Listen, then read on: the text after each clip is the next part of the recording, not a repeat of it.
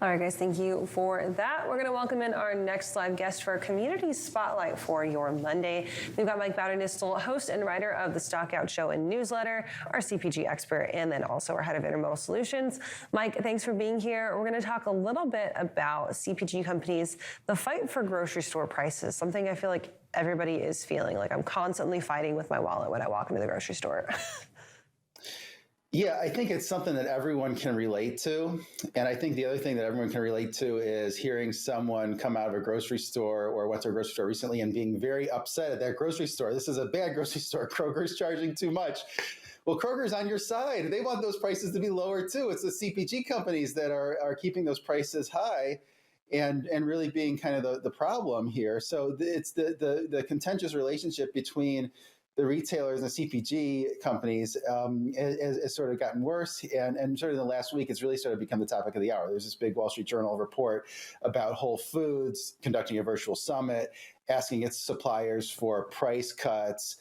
I made it the subject of my CPG newsletter. The Washington Post really had a really good article about this that I read last night. And then some of the CPG companies that have reported have the analysts have asked them about this, and some of the CPG companies were saying, well, my prices aren't going down. Like Mondelez, maker of Oreos, Cliff Bar, among other things, they said their costs are going to rise double digits again in 2023 from 2022.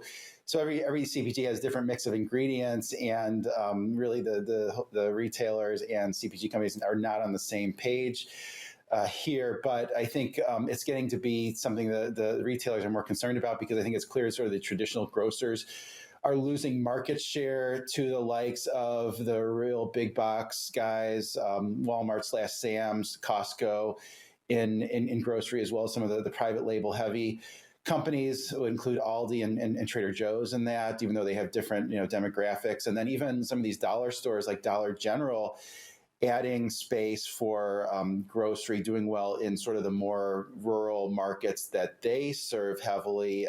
And so I think the retailers are concerned that a lot of these habits that people have picked up with these high grocery prices are going to stick.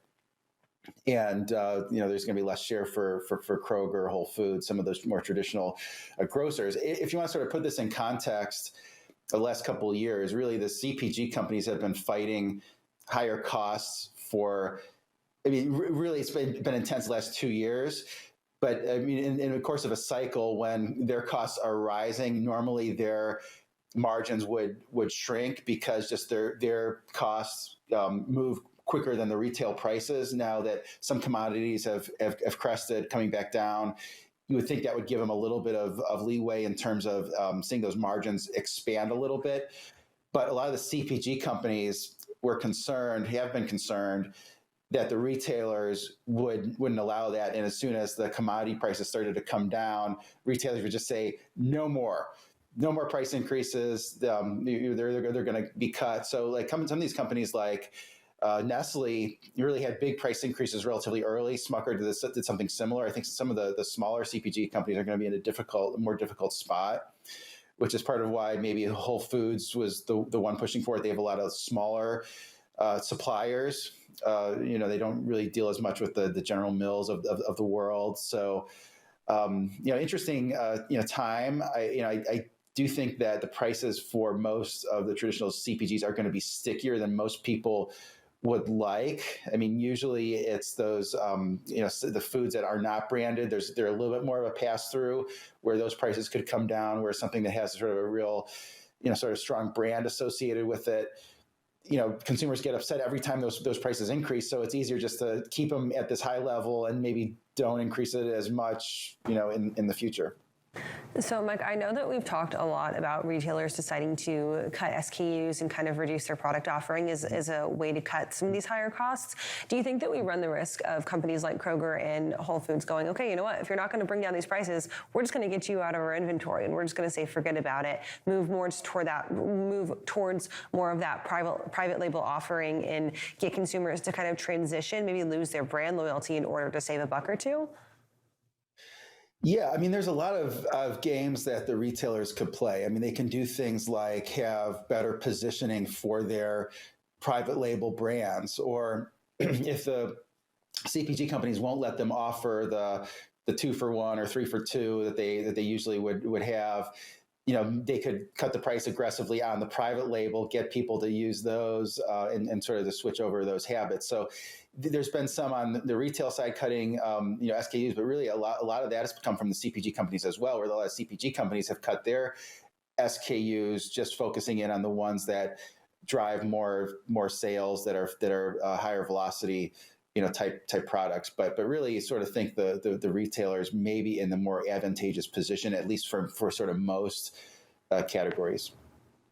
And Mike, do you think even though there are increases in their pricing and sourcing and of course replenishment, do you think that there also will be likely just to kind of try to keep prices up as high as possible for as long as possible, just to ensure that they can collect as much margin or continue to build on margins?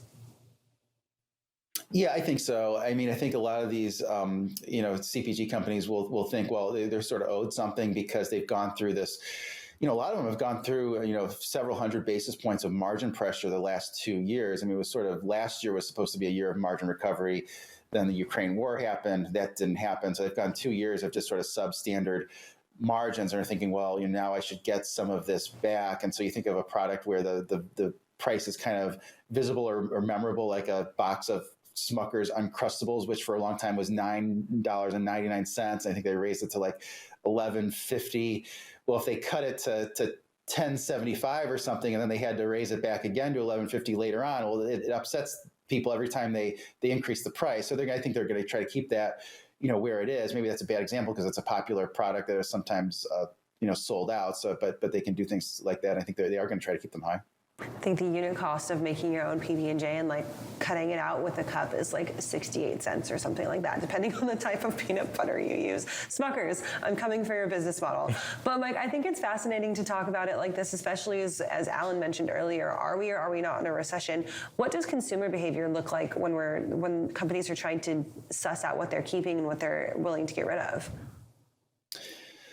Yeah, I think people are on different tracks. I do think the consumer behavior has really changed a lot in the last few months. Like if you would have asked me that 6 months ago, I would have said that as far as CPGs are concerned, the higher income consumers are just not changing their behavior at all in terms of what they consume, what they buy, and in terms of CPGs, groceries, those type of consumable products. I think that's changed a lot, though, the last few months. Like more higher end, higher income consumers are going to places like Walmart and Costco, and because just sort of everyone has seen price increase in just so many different areas that everyone's looking for ways to cut back. So I kind of feel like everyone is trying to cut back in some way because everyone has seen their standard of living go down, even with the tight job market and with the stock market recovering here quite a bit year to date. And Mike, of course, you're also our, in-house intermodal and head of intermodal solutions. Are there, real quick before we let you go, any stories that you're going to be watching on the rail side or intermodal side as we get into this new week?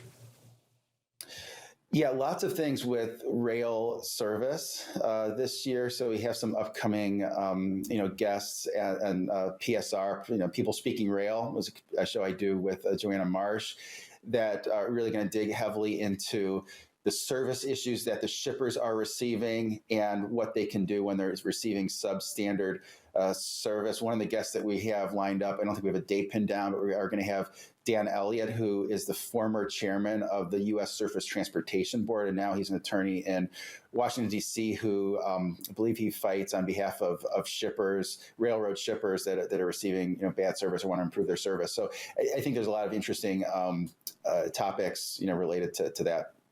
Awesome, Mike. CPG, Rail, Intermodal Solutions, thank you so much. The list goes on. We'll be sure to check in with you again throughout the week.